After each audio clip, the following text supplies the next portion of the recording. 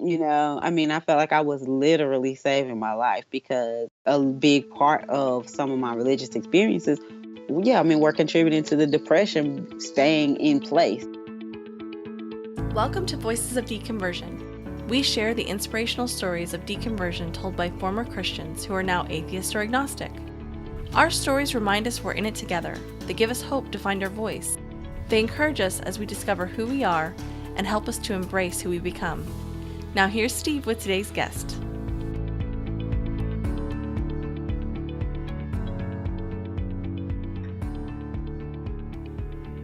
All right, so my guest today is author of the Ebony Exodus Project, Why Some Black Women Are Walking Out on Religion and Others Should Too. She is a licensed professional counselor and participates in Recovering from Religion's Secular Therapy Project, which connects people to professionally qualified secular therapists who use evidence-based treatment. She's also a member of the Clergy Project, an organization for current and former clergy who no longer have supernatural beliefs. It's my pleasure to welcome Candace Gorham to the show today. Candace, thanks so much for joining me. Thank you. Happy to be here. Yeah. So why don't you talk a little bit about the book that you're working on currently? I'd be interested to kind of hear about that a little bit. Okay, yeah. So the first book, to just sort of say quickly, I know we'll probably talk about it more, but the first book was about specifically, as the title says, Black women leaving religion and what their experience is. So the second book, it will sort of pull back and give a bigger look at like Black families in general. And you sort of have this survey of Black life in America, but then looking at it through the lens of, what's going on and how is religion impacting it. So sort of looking at all of the, the issues that Black America faces, right? Okay. But then exploring that through the context of, okay, how is religion playing into that, into what's going on there. So that's what the second book is about. So the first book was really focused on Black women, but this one's really focused on the Black family and how religion impacts them. Right, and more from a more and the larger society as well. Yeah. Okay, well, that's cool. Mm-hmm. Sounds interesting. So you said that you consider yourself an atheist. People use different terms like agnostic, humanist. Why do you use the term atheist to describe your beliefs? Well, what it really boiled down to is, of course, logically speaking, I go with agnostic, right? Because of the idea that, I can't know whether there is or is not. But then I got to the place one day where I said, you know what, I'm pretty much living my life as if there is not a God. He doesn't seem to, he, she, it, whatever, right? Doesn't seem to care to reveal itself to me on a daily basis. I don't really care to live my life as if there is one there. So, you know what, I'm not even including that in my worldview. So that's where I became officially an atheist. Okay. Yeah, I know. Sometimes it's just simpler just to say atheist, just makes it clear. Exactly. It's just nothing there. There's nothing there. It's basically, it's a vacuum is what that word means for me more than anything. Yeah. Yeah. So could you talk a little bit about how Christianity was a part of your childhood? Mm-hmm, sure. So, my earliest religious memories come from my dad.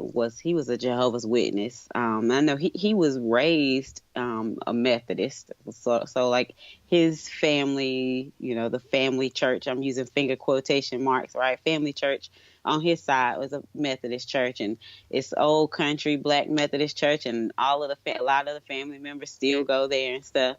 But once he became an adult, he got out on his own and he became a Jehovah's Witness. So we were raised as Jehovah's Witnesses for a little while. And, we did the street ministry and, people came over to the house and Bible studies and stuff. But he and my parents separated when I was he and my mom separated when I was about 9 or something like that. So my mom, she didn't make us continue to go to the Kingdom Hall. But I, being this super religious child, spiritually oriented child that I was, decided that I still wanted to study. And so I a family that had another little girl about the same age as me continued to come to the house and study with me. So I would say, I don't know, that was maybe 5th grade, 6th grade, something like that. And you mean like study religion with you? Like you guys would just talk about the Bible? Yeah, so doing a Jehovah's Witness style home study. So they would come over and they would bring like the Watchtower and their Wake magazines and stuff like that. And they came over once a week, and they had some books and stuff that we would study from. And periodically I would go to services with them. They have the memorial service every year, which is what we call, most people call it Easter. They call it memorial. Oh, okay. Yeah. So I would go. So, and again, like I said, you're talking a 9, 10, 11-year-old girl who nobody else in my home was doing that. That was just me voluntarily. Like, that's what I was interested in doing. And then I kind of, drifted away from that for a little bit. And then by the time I was in like about 7th or 8th grade, I started getting real close to my dad's sister. So one of my aunts. And again, like I said, she went to the family church, which was the Methodist church. So I got real close with her, and I started spending a lot of time with her, which meant I started going to church a lot. So I was in the choir, I was in, children's ministry, I was at church on Sunday and Bible study on Wednesday and choir rehearsal on Thursday. That's in middle school. I got confirmed in the Methodist church and did all of that stuff. Did that pretty good for a few years. And then by the time I got to 10th, 11th grade in high school, I got a job, got a boyfriend, did all that stuff. So I started drifting away from church again. Mm-hmm. Had a couple of years where I was just a normal teenager. And then about my senior year in high school, toward the end of my high school, my sister married a evangelical kind of minister. That's where my religious background. This is where my religious experience starts to get kind of crazy. Yeah, and was it your older sister? Yes. Like an older sister. Okay, so yeah, you probably looked up to her a little bit because she's the older sister, and so she gets married to someone who's like real evangelical, charismatic, right? Right. Okay. Yes. And so we're talking casting out demons, fasting, praying, all of that stuff. So I got into that.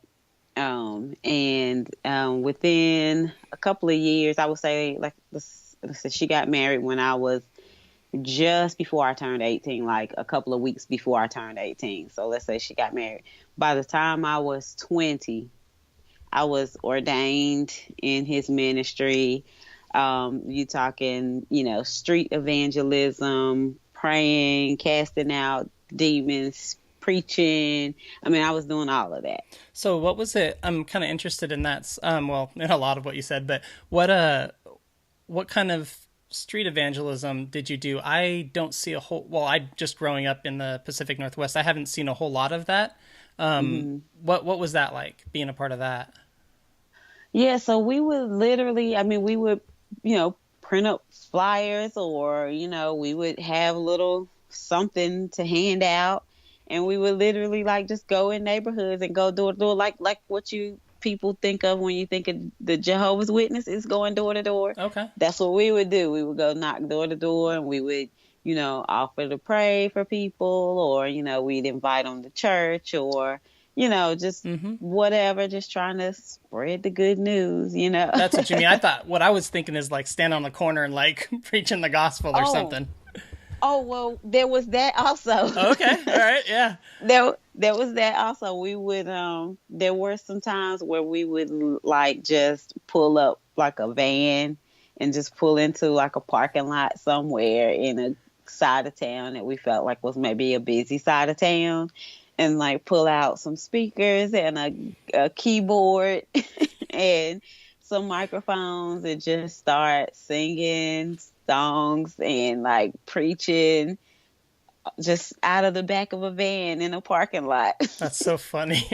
Yes, that totally happened. I had a charismatic background, in my teens and stuff, and that reminded me of something we did. We went to a supermarket, and we were handing out roses to just random people, and then used that as an opportunity to like tell them Jesus loved them. Exactly. Super cheesy stuff like that. You think back, and you're like, oh my God, why did I do that?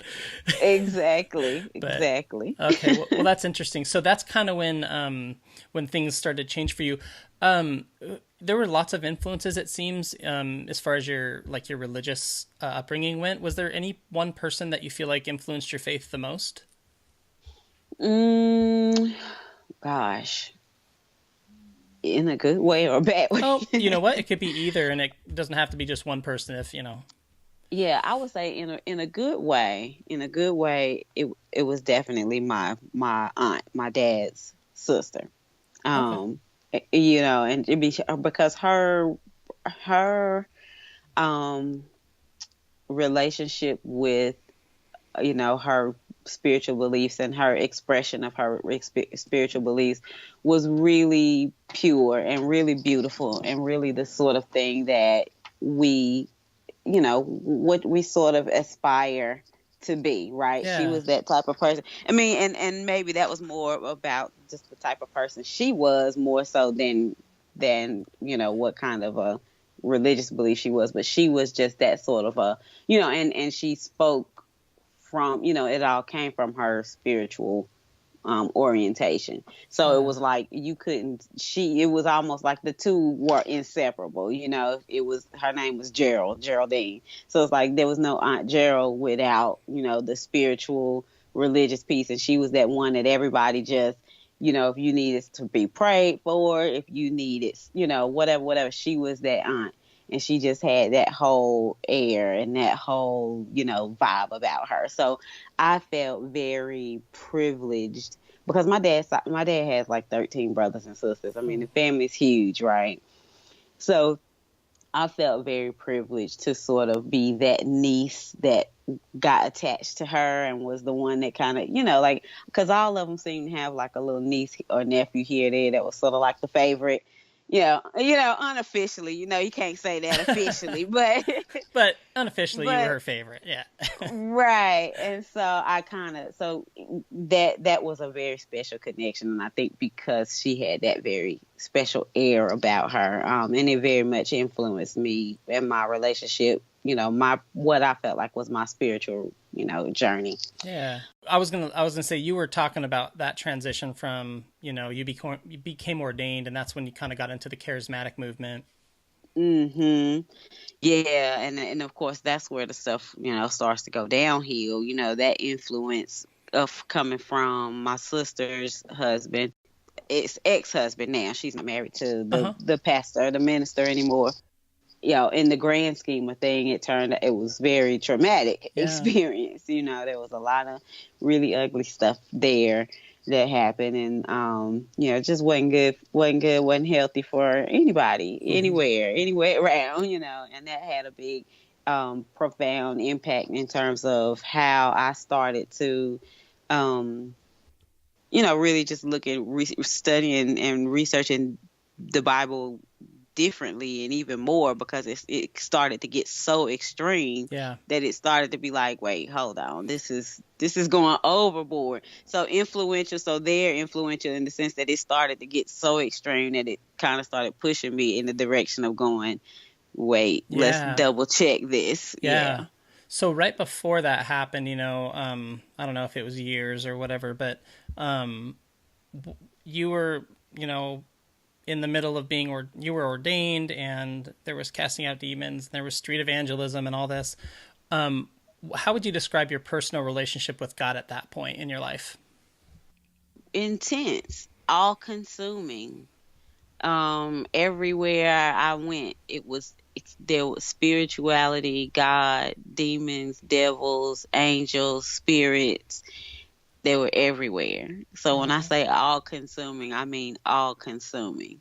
It was like, because it's one of the things that was especially all consuming about it was this belief that, demonic spirits were everywhere, constantly trying to attack you and constantly trying to, separate you from God. That sort of alienate you.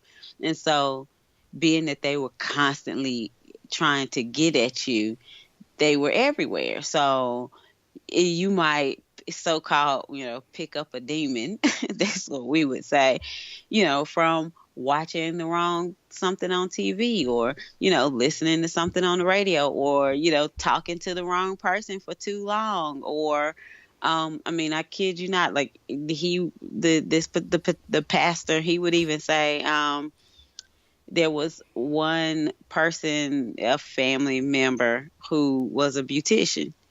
And he started to tell people that they shouldn't let her do their hair, because by her, she wasn't saved. And so by her touching them and doing their hair, she was possibly transferring demons to them.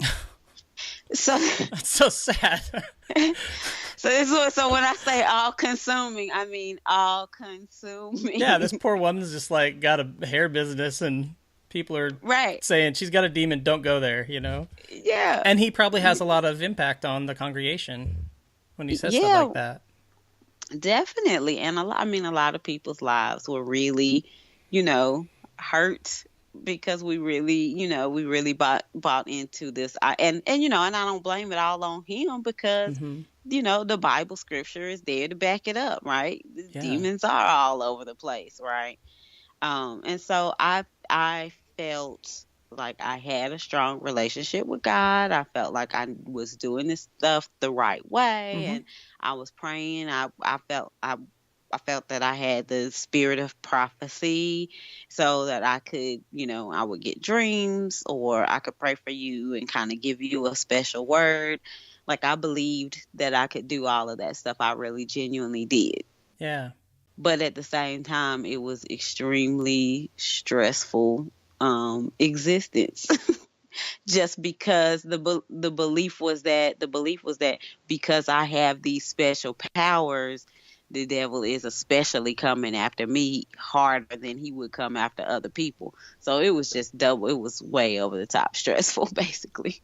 Yeah, because you're constantly on alert, like almost as if someone's following you or watching you constantly. Yeah. And you have to be ready to go, like ready for a fight at any time. At any time. Yes. Yeah, when I was growing up, we were told that we had like a guardian angel that would like keep us safe from that type, like demons and stuff like that. And so like as a young child, I was imagining like what this guardian angel looked like, and it's like, it's kind of crazy, like when you're a child, to be scared about stuff like that, So it was an intense relationship with God that you had, but it was strong. It was a good relationship. It was just all-consuming and intense in the sense that, like, you were constantly thinking about spiritual warfare, stuff like that. Right, exactly. Before we get into, like, questions and doubts that you started to have, what else is significant about that time in your life? What else is significant? I think, I got married really young. I got married at 20. We started a family. We had our first child we had her by 22. And we were very much, again, we got married at that age under a prophecy. Somebody told us that that's what God said that we were supposed to do. And we spent some time. We spent some time and talked about it and prayed about it and stuff until we felt good about it. But it wasn't even on our minds until somebody, said that. So that was a big life-changing experience right there. Needless to say, right? Yeah. And then there was a whole lot there that particular minister was very heavy on. Submission, like women submitting to their husbands. So there was a whole lot of struggle around that as well. And it wasn't so much that it was struggle like between my husband and I and us like fighting over it, as it was more like a internal guilt, of like, oh my God, I'm not being a submissive enough wife sort of thing, you know. Yeah. Or the pastor telling us, you're not being a submissive enough wife. That's why such and such is wrong in your home, or whatever, whatever. So, my husband wasn't necessary. He wasn't like beating me over the head with it. It was more like other stuff around us that was making it worse. So Yeah. that was a big piece of that time, with that family aspect. A lot of guilt from just having that in the back of your mind all the time, that if something may not be working out for you guys in life in general, it could be that you're not being submissive enough or something like that. Yes. A lot of the problems led back to me, theoretically, right, to me in some way, right. At least to yourself, like I think a lot of Christians think in those terms of like, what am I doing wrong in my life that these bad things are happening? Yeah. Exactly. So when did the doubts start to creep in, and was it very long after you got married and had a child? Let's see. I remember when she was an infant. So it wasn't too long. It was maybe a few years after we got married. It wasn't so much that I had doubts about God's existence or about my relationship with him. It was that I started having doubts about whether or not we were doing it right, whether or not what were we missing, like we were interpreting the Bible wrong, something was, we were missing something. And it felt like, because we, I don't know, it was just, there was something, there was something was wrong. There was that little weird tingle deep on the inside for a long time.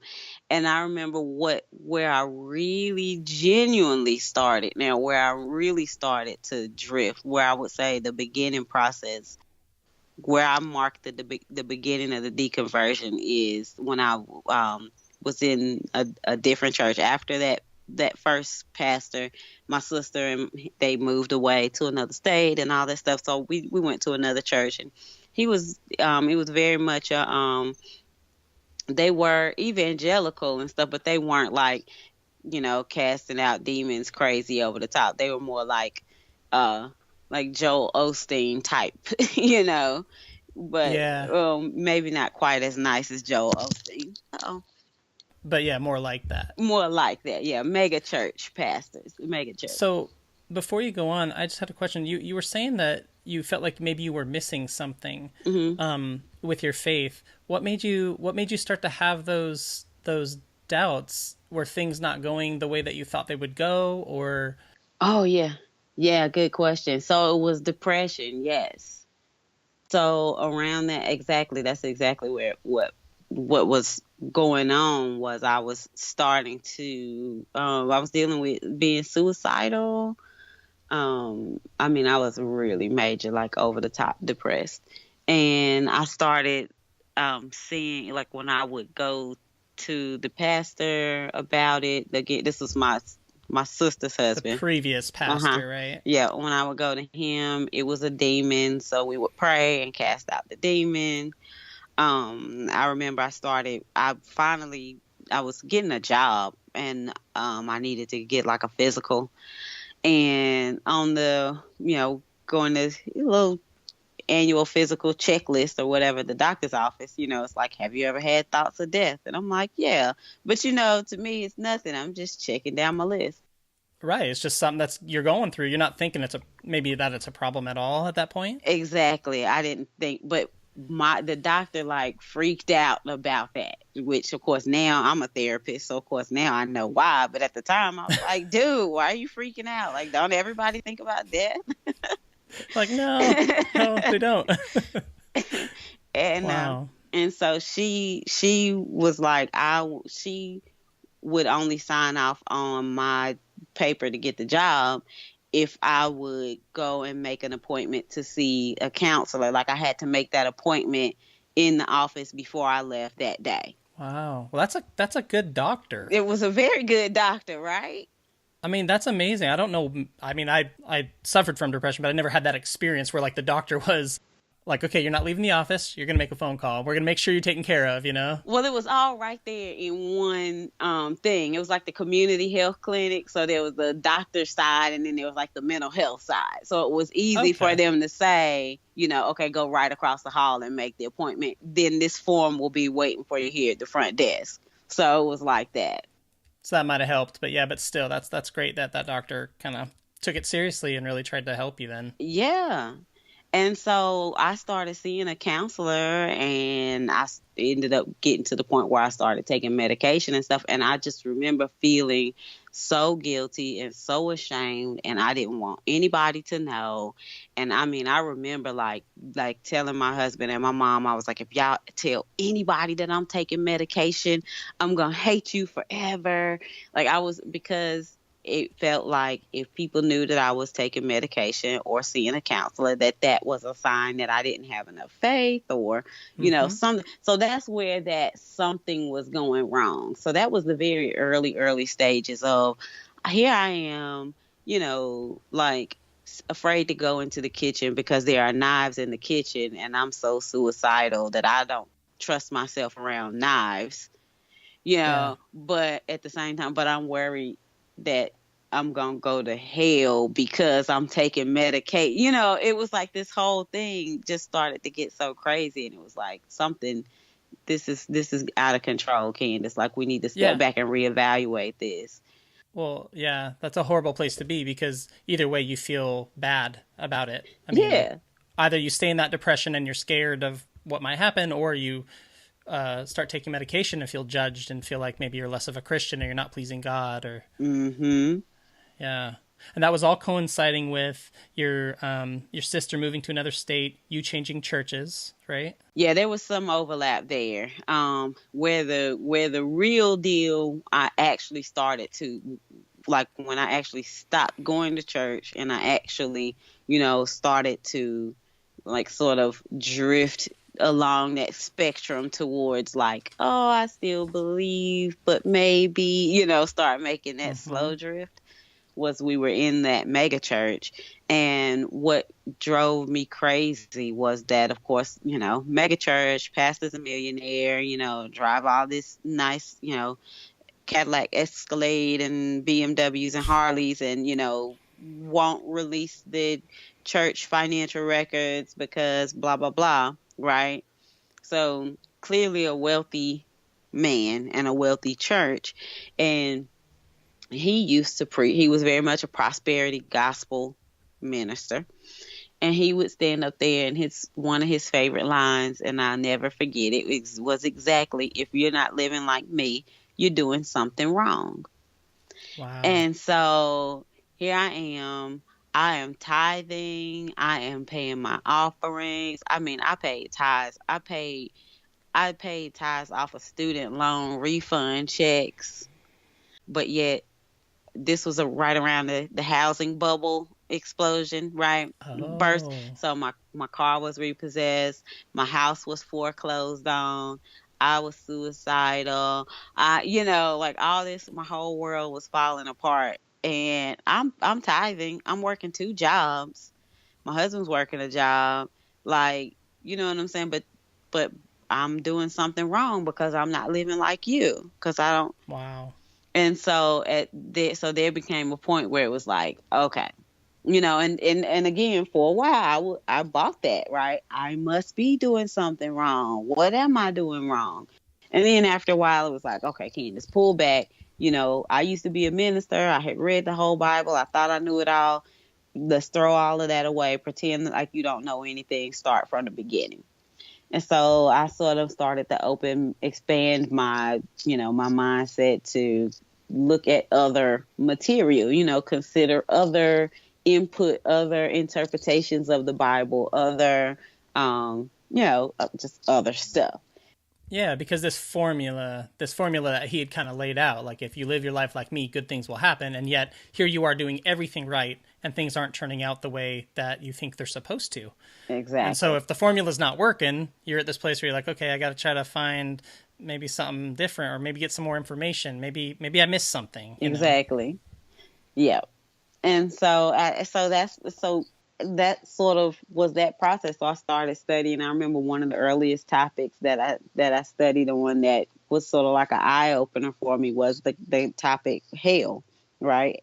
And the different words that the Bible that translate to hell, right? Like Gehenna and Hades and Tartarus, and there's like four of them.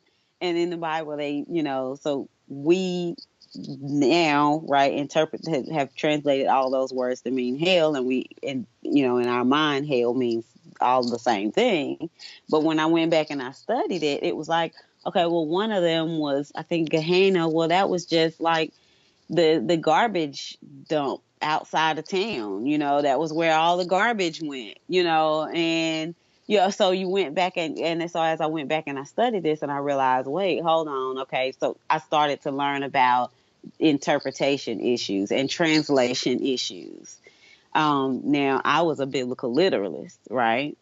So as I started to learn about issues with translating the Bible, versions of the Bible, issues with interpretation, that sort of stuff, then that became a problem for me, right? Because if you're a biblical literalist, all it takes is for one thing to be not literal. And, and now it becomes, how do I know which parts are the real parts and the not real parts, right? I mean, obviously, Jesus said this was a parable. I knew that was a parable. But you know what I'm saying? Like, how do you know? Yeah, sometimes there's a significant difference in the way that a verse is interpreted by the King James versus the NIV versus the RSV or whatever. Yeah, right, and they can completely, be very, very different. Yeah. Right. Well, and even bigger than that though, like actual, whole phrases inserted there that were not there, in a version that was 200 years before that particular version. Or like the angel stirring the water is never in the earliest manuscripts. Exactly. That whole story. When you compare, Matthew, Mark, Luke, and John, and how those stories have so many issues and stuff. So that's where that sort of really started to fall apart. This idea of like, okay, well, you were a Christian and God was the son, Jesus is the Son of God, Holy Trinity type Christian. Okay, well, so then I started to back off of that. Okay, well, maybe not. Maybe, okay, so Jesus is still, a prophet or, whatever.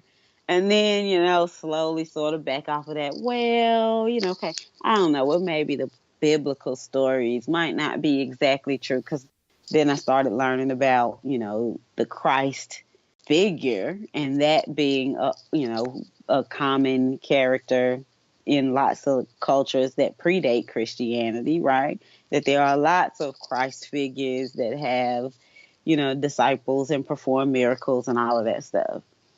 So then when I started to go, whoa, okay, so even Jesus isn't all that unique. All right, so maybe, all right, okay. Well, there's a God, right? Surely there's a God. There's a higher power.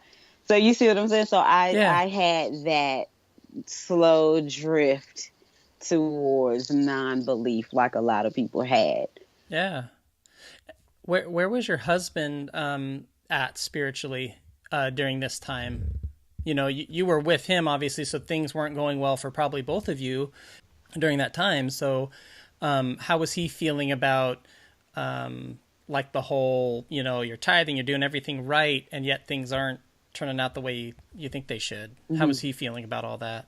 So in those very, very early stages, when I was at that point, the tithing wasn't going right and stuff, he was in the same, he tried to hold on a little tiny bit longer than I did. So like I stopped going to church before he did. And that bothered him. He didn't like that. But eventually he stopped going pretty quickly too. And so we both, it was really weird because we both were sort of going through this kind of deconversion process, like parallel to each other. Like we weren't really sharing with each other what we were going through. We didn't really like talk about it. All we knew was like, well, we weren't going to church anymore. We knew that we didn't see each other read the Bible anymore. We knew that we didn't pray together anymore.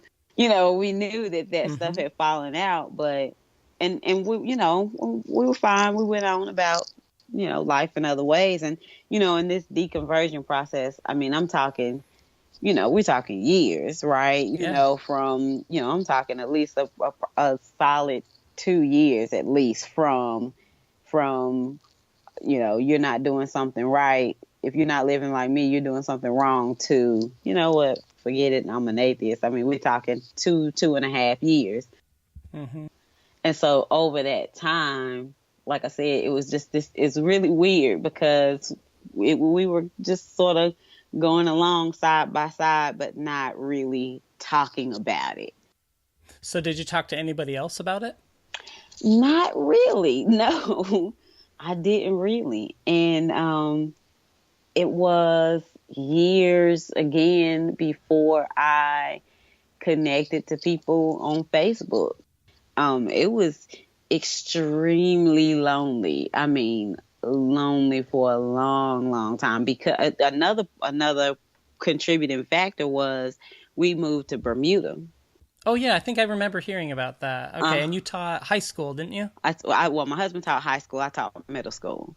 Okay, cool. And so not only, obviously, there was socially, isolated. Like I didn't have my friends and family and stuff there. But even if I had my friends and family, actually being in Bermuda probably helped me shake off the religion faster, because I didn't have people there to be like, hey, let's go to church. Hey, let's do this.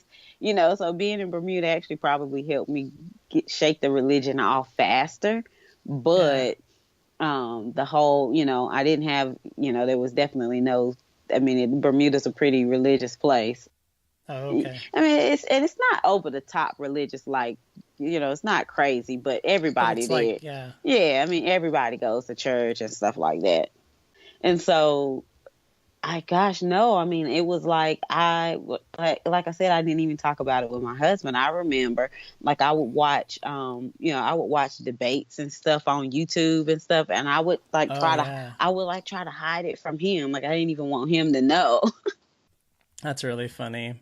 And he was going through this process as well, and we didn't even know, right? Yeah, we didn't even know. Like, had no clue. No clue. You had no clue. We had no clue. All I knew was he didn't really talk about it. He didn't really care, and all he knew was I didn't talk about it. I didn't care, but I didn't know that he was getting to the point that, like, I don't believe anymore. Wow. And then how long were you guys in Bermuda then? We were there for about 2. Well, he was there for 3 years, and then I was there for 2. So okay. He went a year ahead of me. Oh, all right. And then, ultimately the finding people on Facebook, finding the atheist groups and agnostic groups and stuff on Facebook is what made the difference, Yeah, because you said it was really lonely, which I can totally attest to that. Yeah.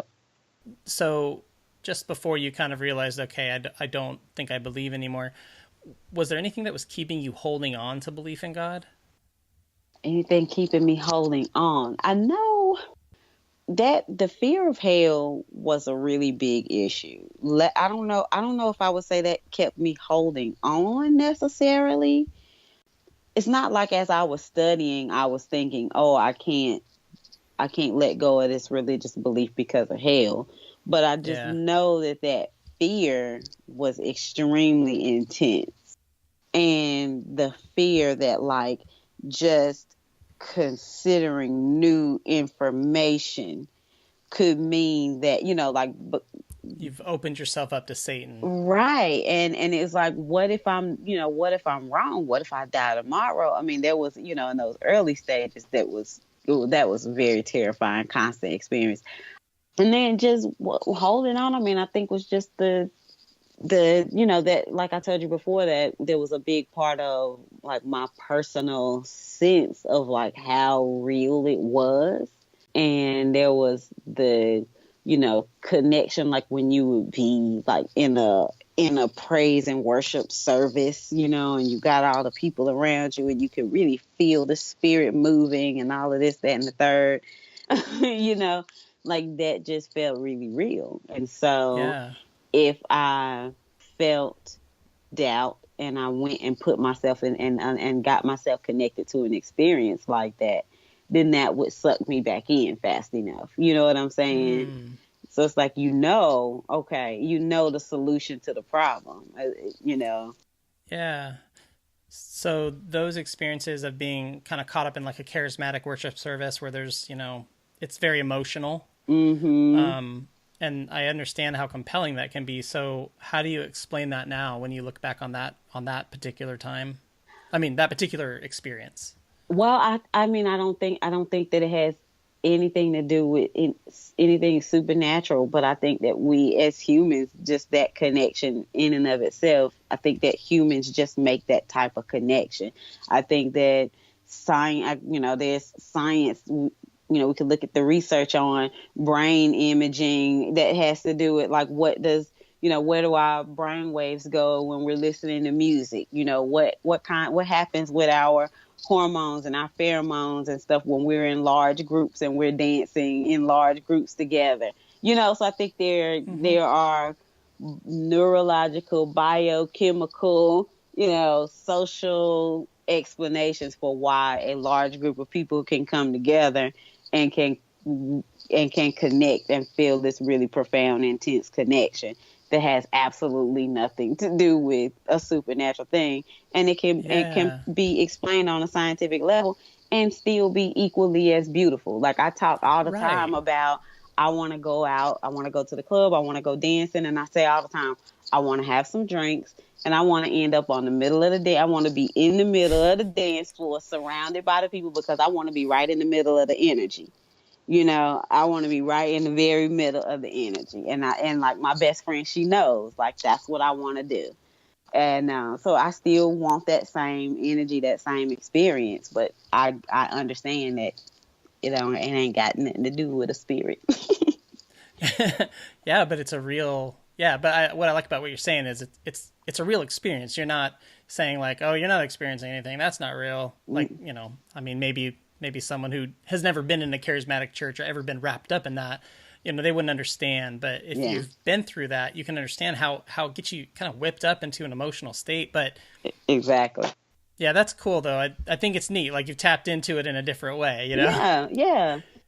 In a healthier way. Exactly. Mm-hmm. Yeah.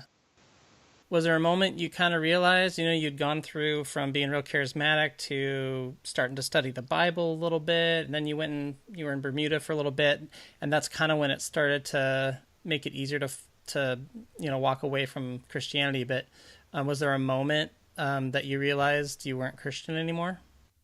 I don't know exactly the moment, but like I said, I know that.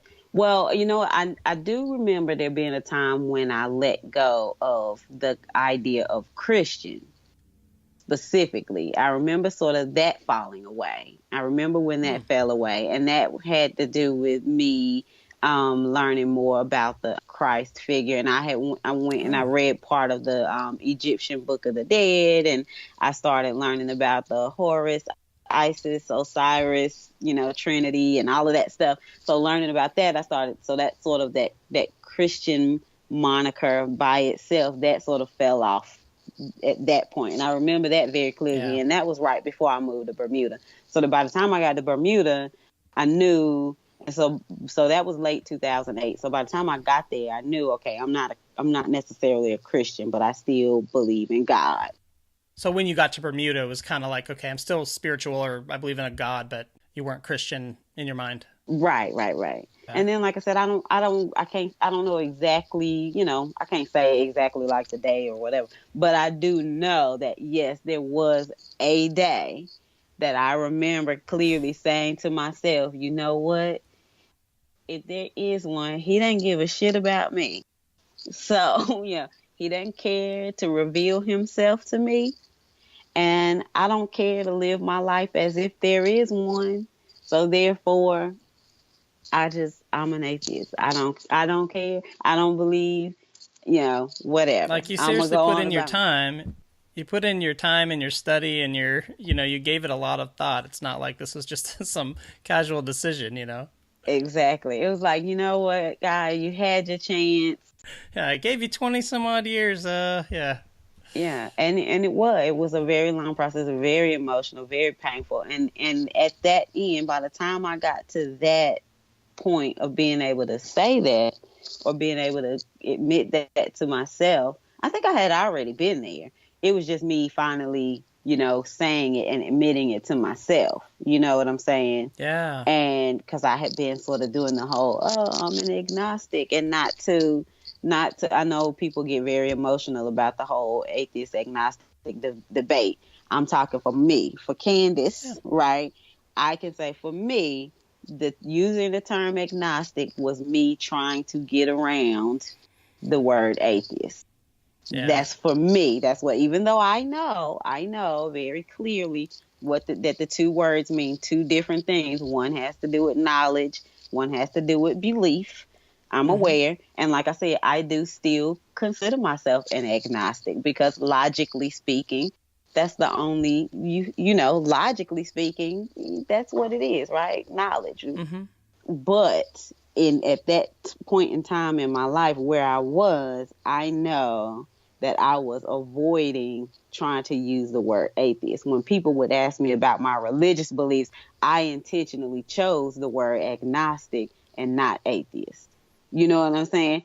It's a scary word for a deconvert, someone coming from Christianity. I felt the same way about that word. Exactly. I can't say it. I can't even say the word. I can't call myself that. It was like, yeah. Exactly. And it was years. Even after, I tell people, it's funny because even when my book came out, I still was not using the word. My book was out and I still had never, there were only like a handful of people who had ever actually used that word. It's because people react to it so strongly, like Christians. If you say I'm atheist, the way they interpret that is like, I hate you, or I think everything you believe is crap, like. Yeah, they take it very personally. Yeah, like you might as well just have like dumped out a bag of like voodoo bones right in front of them and started to do something really nefarious right in front of them. Yeah. No. So you named a lot of things that were difficult from, during your deconversion, from just the loneliness to the depression that you went through. And just in general, I would think just, all that you said about, being in that mega church and how things weren't adding up. What was there one thing that you would say was the most difficult about all that? I would say, like I said, it was just it was constant like fear and anxiety. It was, in the beginning, it was fear and anxiety of hell. And then it became fear and anxiety of people knowing that I'm questioning myself. There was fear and anxiety of, I remember reading, when I was in Bermuda, I was reading God Is Not Great. What's his name? Christopher Hitchens. Yeah. And it's sitting behind me on the shelf over here. Yeah. Yeah, that was a great book. And we didn't have a car, so we only took the bus in Bermuda. And so I would have it, if I was reading it on the bus, I would have it inside of another book because I didn't want people to see the title of the book. I've totally done that. That's what I'm saying. Like, that's sort of constant, like, anxiety. And then I remember, like, it was just this constant anxiety about. Yeah, what if you see someone that you know? Or maybe what if someone sees it and they want to come witness to you? Or what if someone sees it and they get, antagonistic toward you? It's anything. Anything. Just the most terrifying aspect of it all. And I remember even, like once my book came out, this is an ongoing struggle for me. This is an ongoing struggle to this day. A few years back when my book came out, I went on national TV. I went on national. I don't know if you know Roland Martin, but yeah. I didn't know you were on his show. That's cool. I was on his show. Went to Washington D.C. Yeah, and still, I'm sitting here in my mind. I'm thinking, oh my God, I don't want people to know. So there's this really strange thing. And so I remember going to work the next day, and somebody at work was like, oh my God, I saw you on Roland Martin yesterday. And I immediately was like, shh, like, don't tell anyone. I'm like looking around in the office, like, be quiet. Like, don't tell anybody that I was on there. you know, it's like it's very, very important for me to keep, like certain pieces Yeah. of these worlds separated. Now I'm getting more and more to the point where it's like, you know what, forget it.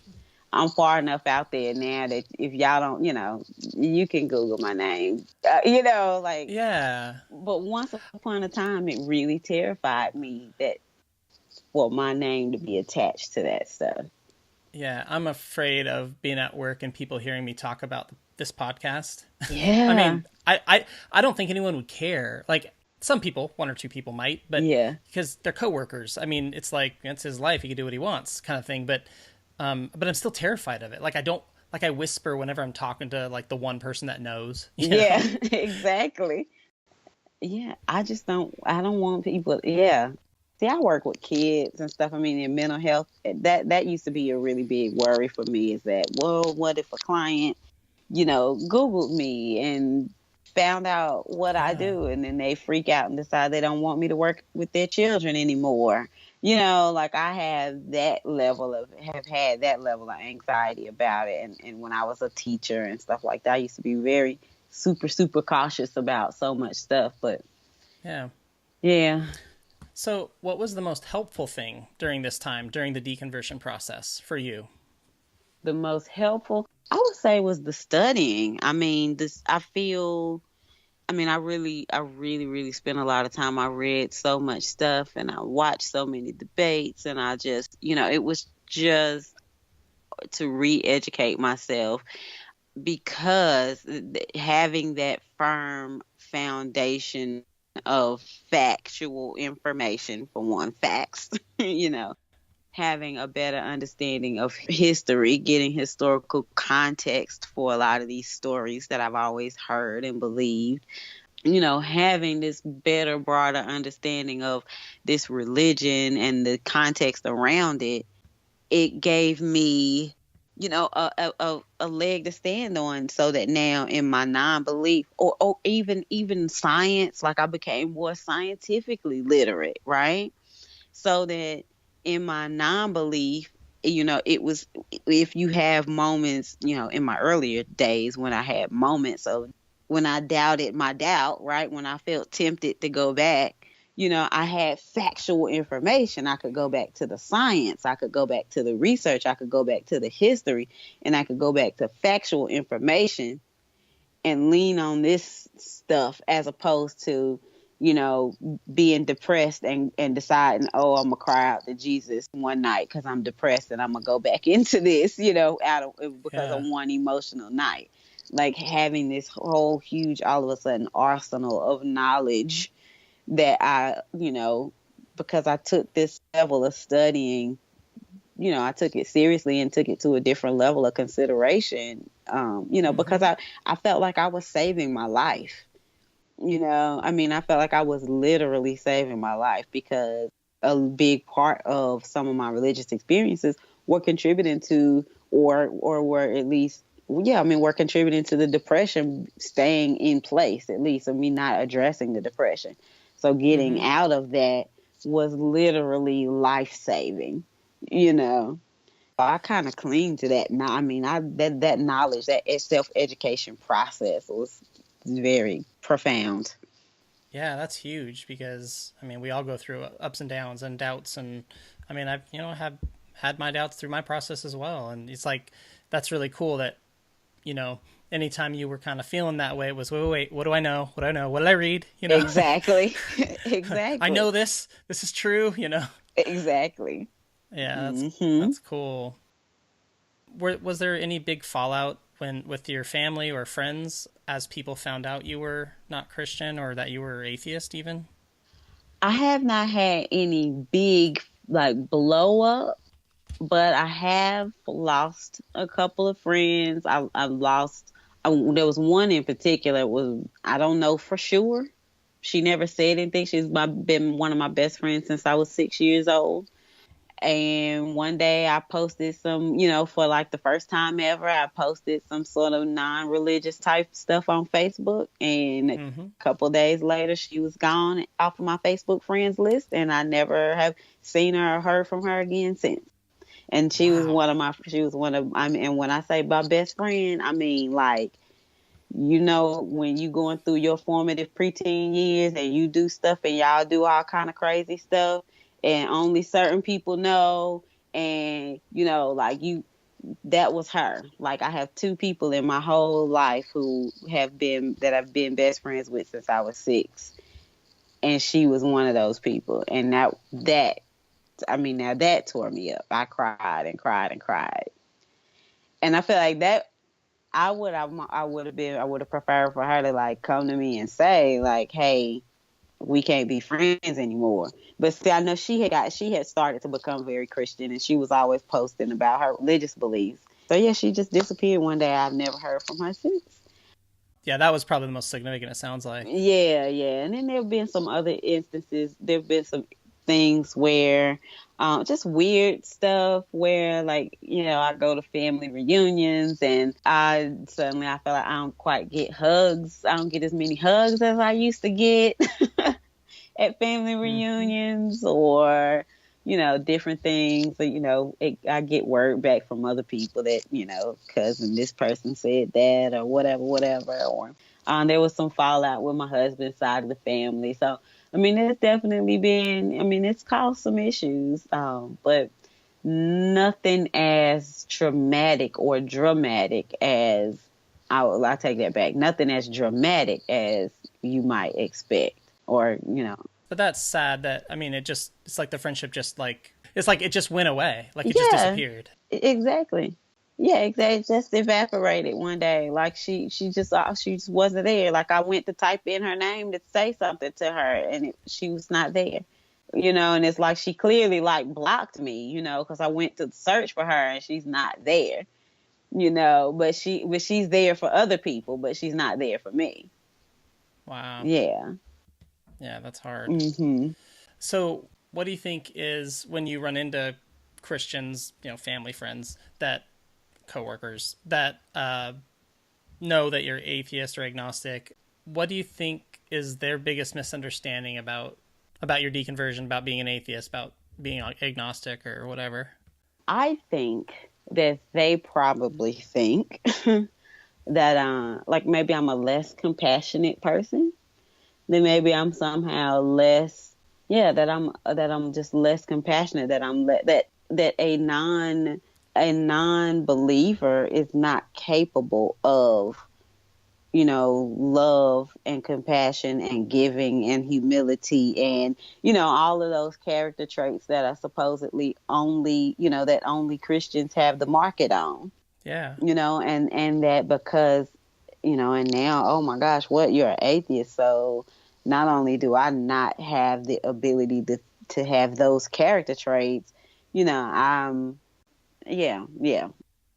They haven't ever said it to your face, but it's kind of, you're kind of assuming that's probably how they would perceive you. No, I've had a couple of them tell me that I was rather blasphemous. Oh, well. Yeah, I've been told I was rather blasphemous. And I had somebody say, Candace, what has happened to you and your relationship with God? I'm just shocked. You're like, well, there isn't one. Exactly. So, yeah, I know they sort of look at me, like the people who knew me from before, look at me like I'm crazy, like that girl is crazy. Something. And again, like I said, I know from what other family, what people say to me, people think I'm crazy.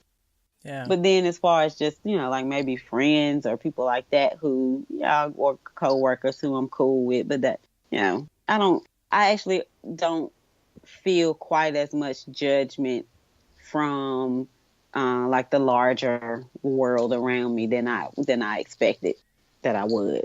The more I'm open about it, the more people react to me, the more surprised I am at the people's reactions. Yeah, that is really surprising. I can think of my own experience, and certain people I would tell, and it's just like, oh boy, here we go, and they're just like, well, okay, I don't really understand, but I guess Right. Well, I just started a new job a couple of weeks ago, and long story short, I ended up saying to the owner of the company, he was asking me some questions, and I was talking about doing activist type work and blah blah blah blah. And so I ended up I couldn't think of any other substitute word. I was in my mind, I'm like racking my brain for a substitute word, and the only word I could come up with was like humanist. I was like secular humanist activist stuff. And so and then of course like afterwards, so I said secular humanist, and all of a sudden I'm like, oh my God, I just said secular humanist. Oh my God, I'm gonna lose my job. Oh my God, this man is gonna fire me. And then, he was just like, oh, and he was like, and he kind of gave me a look, and he was like, I know what humanist means. I know what that means. Oh. And I kind of smiled, and then he smiled, and he was like, I respect all different kinds of beliefs, though. I respect all different beliefs. And then we just kept on talking. Wow. And I remember I went back to my office, and I'm like shaking. And I'm talking like this is 2 weeks ago now. And I went back to my office, and I was like shaking, and I was like, oh my God, this man is going to go Google me now. He's going to see my videos. I'm not going to have a job next week.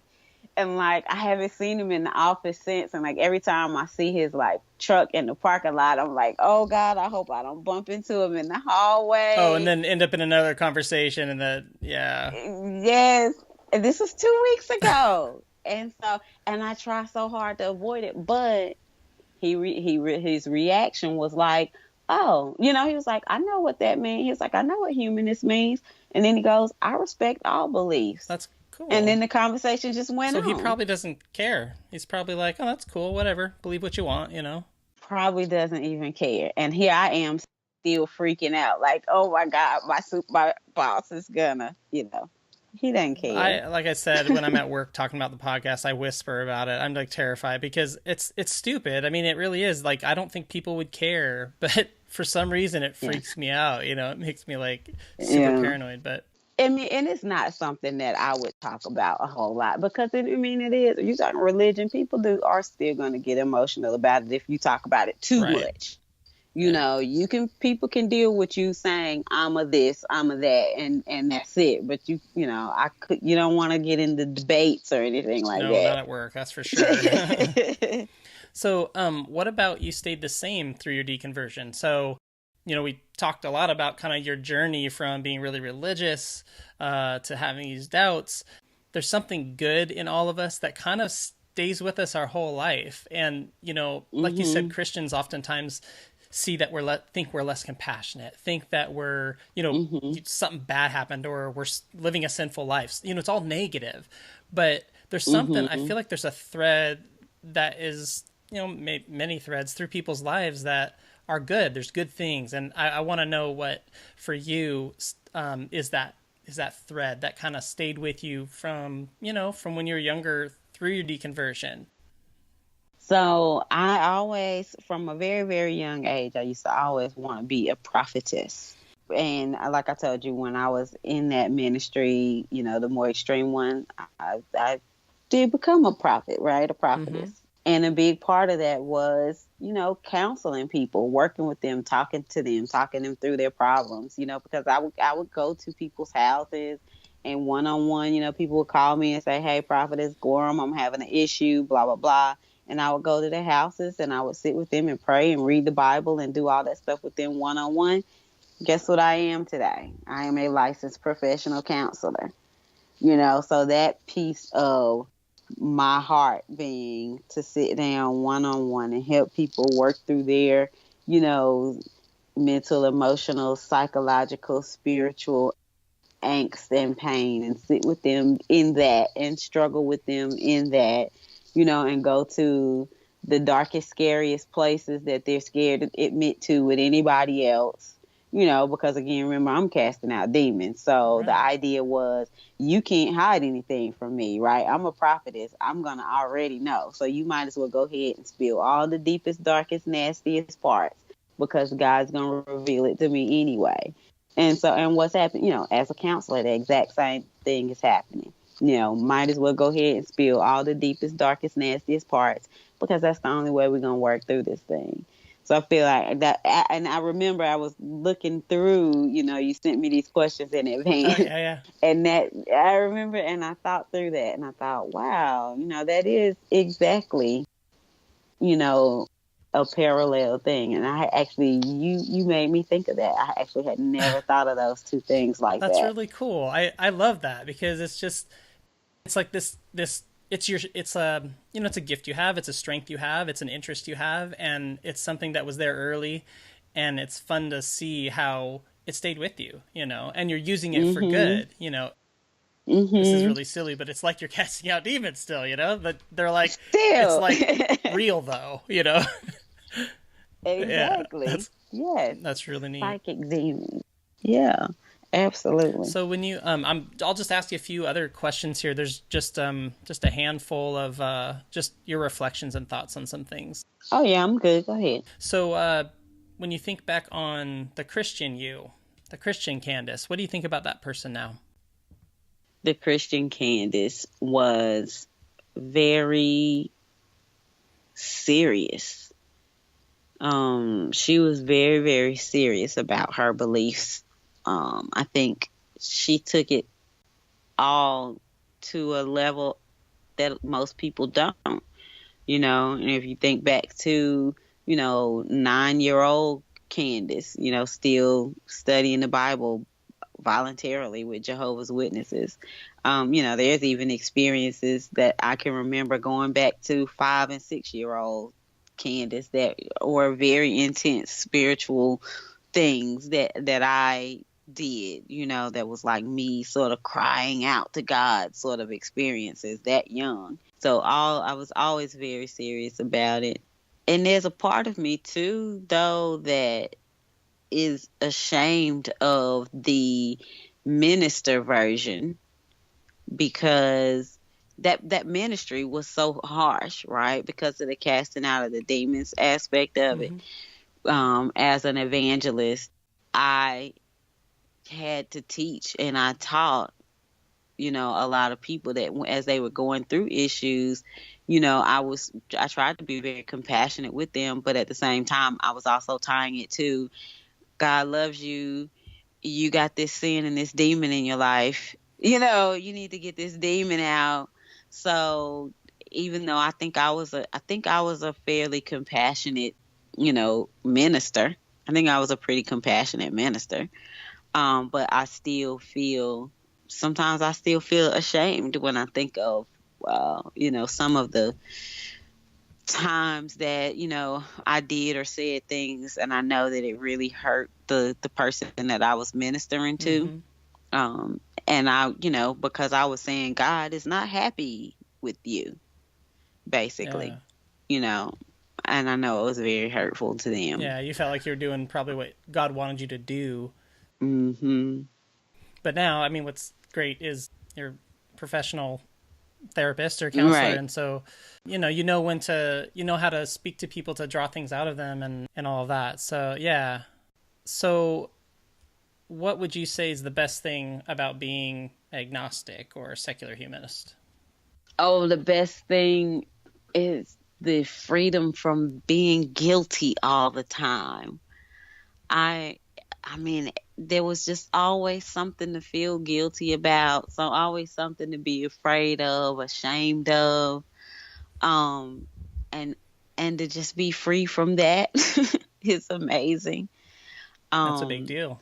It is huge. I don't have to be, from everything from just, I don't know, sexual stuff, all the way to, whatever, to, what kind of substances I like to partake of to relax in the evening, whatever. Like, I don't have to feel guilty as a mature, grown, sane, autonomous, adult, as long as I'm doing legal, consensual, safe, sane, consensual stuff. I don't have to feel guilty about it, basically. Yeah, because it's not these random rules about this is wrong, this is right. It's, does this harm somebody else? Does this harm me? It's like, common sense. Exactly. Basic humanist moral compass, minimize harm, and I'm good. Yeah. So, name one thing that you learned or experienced that you may not have if you were still a Christian. Something that I have learned or experienced. Yeah. Right now, I am going through a very significant evolution in my sexuality, but bigger than that. Just sort of like my attitude towards, like, the way I conceptualize, just falling away of all boundaries of, what is a relationship, what's a configuration, like, obviously as a Christian, it was one man, one woman, that's it, right? And so now, not necessarily what I do. I mean, obviously, like I said, to take the guilt and shame off of it all, I feel comfortable and confident to do whatever I want to do, but just sort of opening my eyes and opening my mind and going, hey, this whole big array of, ways to enjoy such a big part of what it is to be human, human sexuality. I don't know if you know Daryl. I'm sure you've heard of Daryl Ray, right? I think so. Oh gosh, you got to go look up Daryl Ray. I study him way too much. You got to go. Okay, cool. You got to go look him up. Daryl Ray. Anyway, he's a psychologist, and all his work is around sexuality, and especially in, like, religious issues around it. And so that I have studied him a lot and stuff, and that's a big change for me, basically. Religion is very oppressive toward sexuality, but especially, I think, for women, I think it's especially difficult coming out of that. Right. I can imagine it would be, So, yes. Yeah. And it's been very amazing to not have to worry about that. Yeah, I think just in general, deconverting kind of opens up the world to you. You can learn about things as they are. You don't have this preconceived notion about something. You can just learn about whatever, relationships, science, whatever. And whether I want to do it or not, I can, like you said, I can talk about it. I can consider it. Whereas, before it was like, I couldn't even talk about some of that stuff unless I wanted to get a demon on me. It's like, now I can at least talk about it. Yeah, exactly. When you think about your deconversion experience, what are you most proud of? Most proud of? I would say I would go back to the education part, the amount of information that I consumed, the amount of energy that I actually put into, teaching myself and learning myself and taking the process seriously, and not just going, oh, okay, you know what, forget it, I'm done with this anyway, and just kind of throwing it away. Although if that's what people want to do, that's fine, right? If you want to just throw it all away and walk away, I support that decision. But for me, and of course, I'm a researcher and a writer. I mean, I'm writing books and stuff, so that's me. So I'm very glad that I really took the time to really go through it in such a detailed way, and that I still do that. Even now, I still spend so much time reading and studying and stuff. Yeah, that's cool. Is there anything that we haven't discussed about this entire experience that you'd like people to know, or that you want to talk about? I remember one of the things you had on the list was about people who influenced me or something like that, or like I did want to touch on there were two people in particular. Dan Barker. You familiar with Dan Barker? Yeah, I am actually. So Dan Barker debates on YouTube. I could devour all of his debates on YouTube. Those were the things that I used to secretly watch when I was in Bermuda and didn't want anybody to know.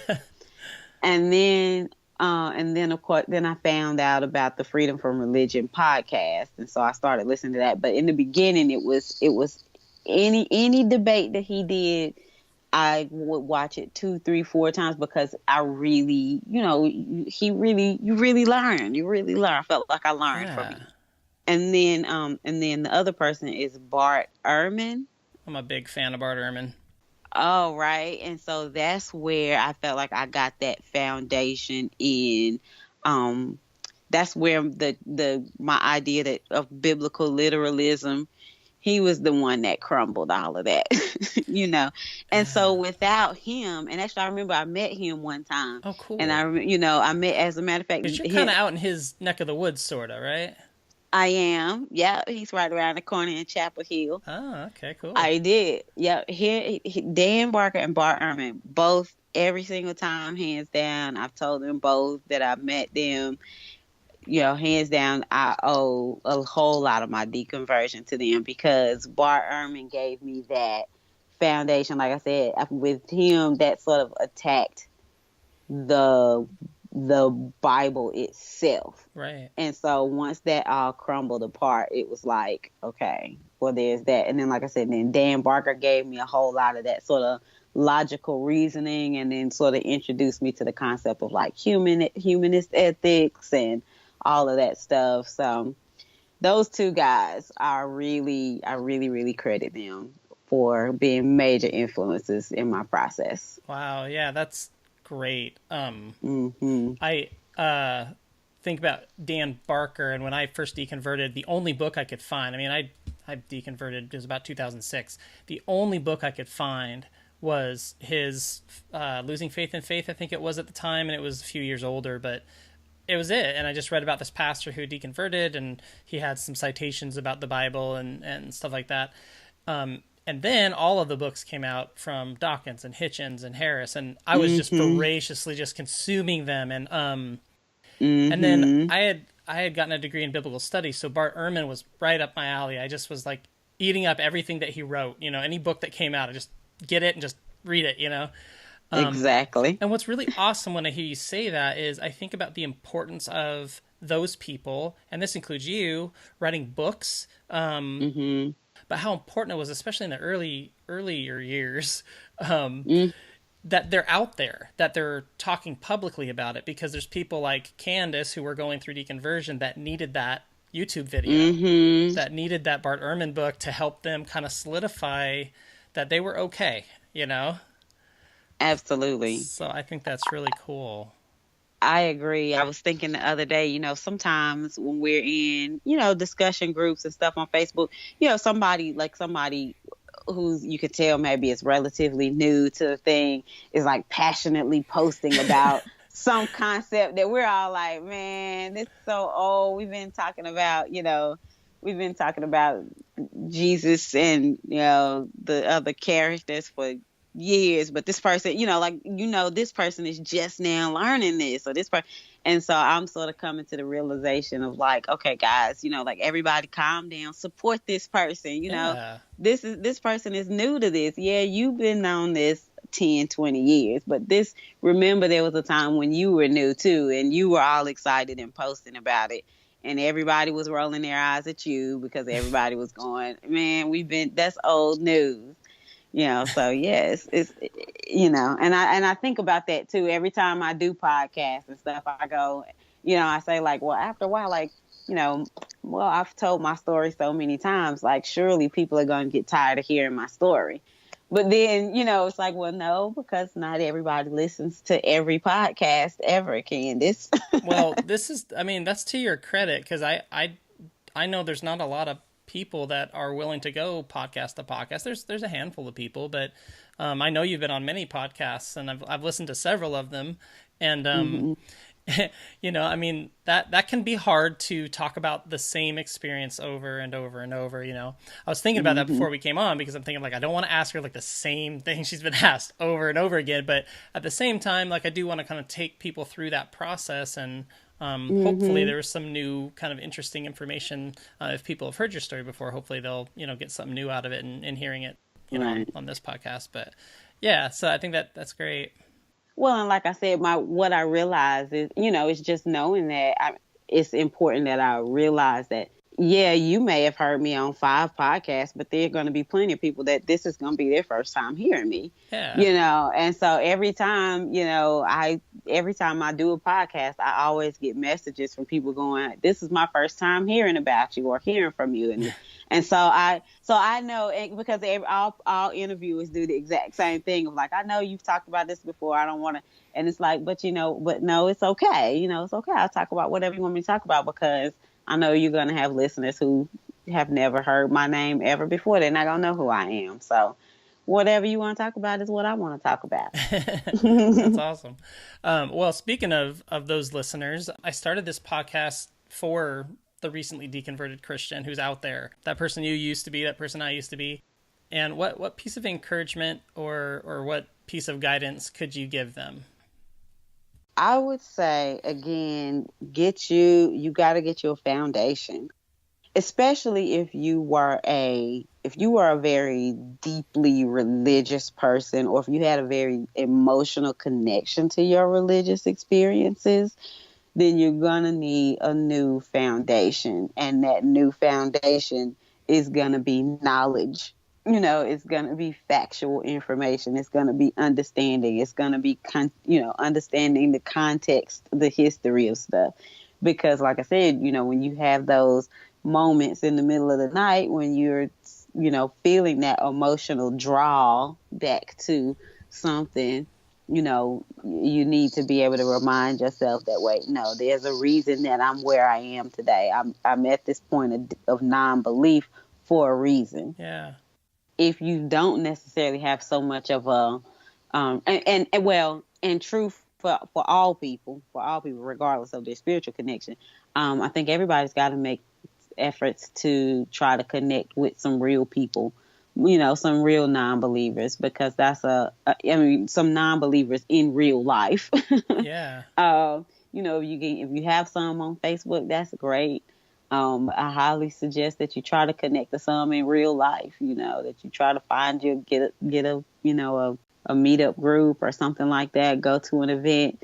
I know when I moved back to North Carolina from Bermuda, I was very worried that, I wasn't gonna have any friends or family. I mean, I was worried, like, where was I gonna fit in? Because, I just didn't think I was gonna have anywhere to go. And I found a group, and it's called the Triangle Free Thought Society, and they have been the most amazing second family ever, and I honestly could not, like, there seriously have been things in my life that I've gone through over the past couple of years, and things I'm going through right now in life, serious things, that without some of those people in that group, I mean, these people have been like really like family to me, and people that I can go to when I couldn't go to my biological family. And so I think that, making that connection with some in real life humans is very important. And a lot of times the other non-believers and other humanists especially tend to be so compassionate, that if you can connect to some humanist non-believers, it would be a very real asset to your life. Yeah, no, I mean, the support of other people is so important. And how ironic that, the thing that you felt kind of judged by other believers about being less compassionate, it's the opposite. I've found that to be true too. Humanists are very compassionate people. So compassionate, yes. Well, there's lots of resources, but is there one resource you would recommend for someone who's deconverting? Oh man, one resource? No, I can't think of it. I don't know, man. It's Facebook. Facebook is the resource for everything, isn't it, nowadays? It just depends, right? I guess, mm-hmm. Like if you're in college, if you're in a university, you got the Secular Student Alliance. You could go to their website or whatever. You see if they have some groups either on your campus or close by. Uh-huh. If you need a therapist, you go to seculartherapist.org and find you a secular therapist there.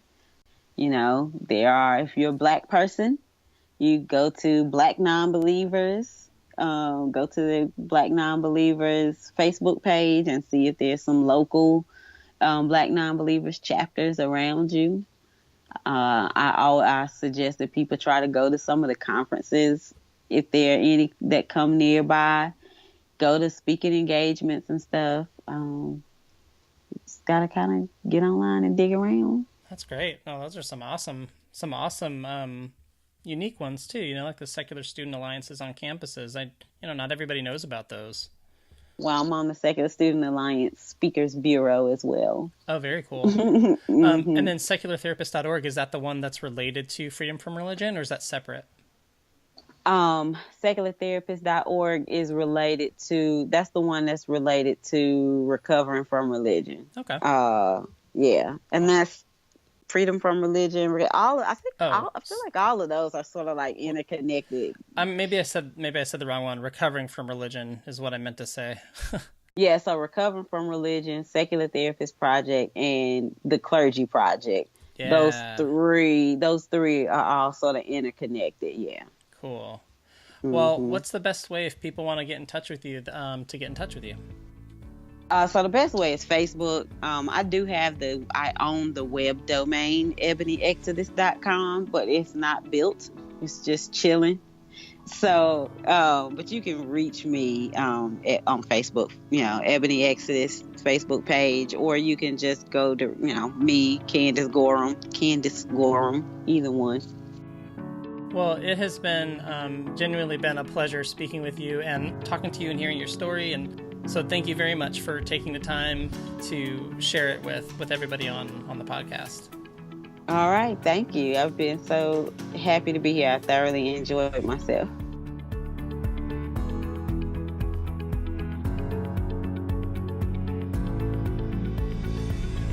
Thanks for listening to Voices of Deconversion. Be sure to join us next time by subscribing to the podcast.